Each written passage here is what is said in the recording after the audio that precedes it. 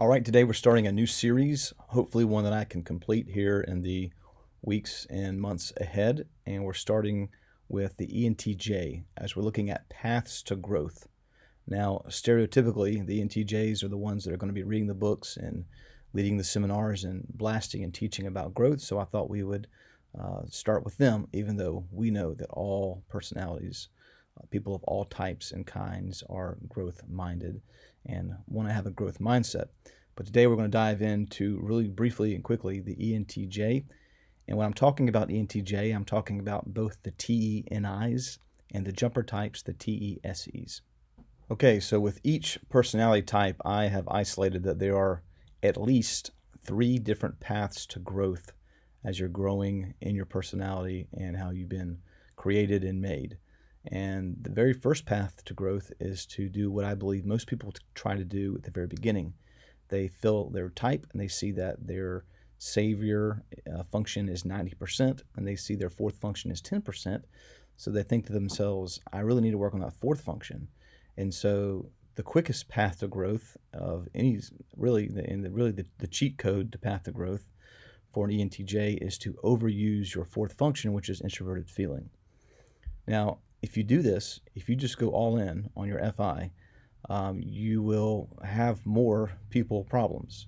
It will make people confused. It will throw people off, and they will be a little irritated at you. So it's a great way to kind of have a baptism by fire, so to speak.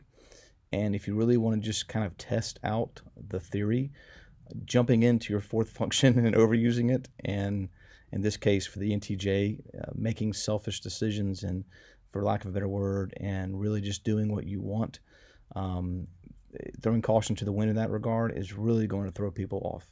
And they're going to think you're going through some type of crisis or you're losing your mind. And so that's the first way you can grow. I wouldn't recommend this for long-term growth, but this is the first way you can kind of tap into that.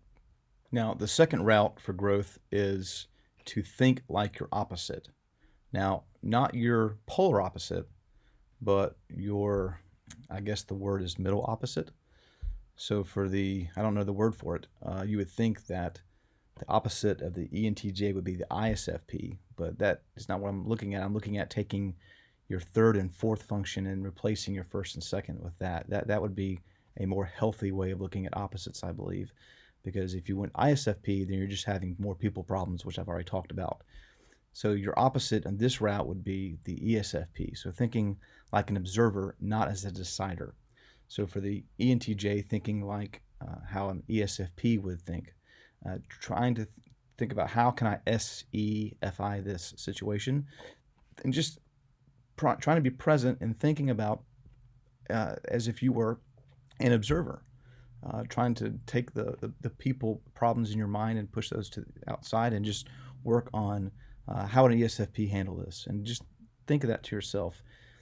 For the jumper type, it would be a little different because you're double extrovert, and so you would be looking at what an NIFI and INTJ NF would handle a situation.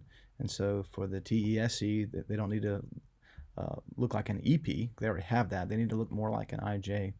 IP, and so thinking to them, how would this type handle this situation? Maybe they would control more, maybe they would put up some guardrails, things like that. So I think this second path is helpful to really think like your opposite, because if we just try to use our fourth function, we're going to still have decider problems if you're an EJ. So try to get into the mindset of an observer, and that helps. And really the final path to growth is one that I know Dave and Shan have been talking about recently in their classes, and it is this idea of achieving a flow state or an alpha state. I think they use the word alpha state. Flow state has been used by others as well, but it is when your first function and fourth function are working together, and it'll continue to be extroverted.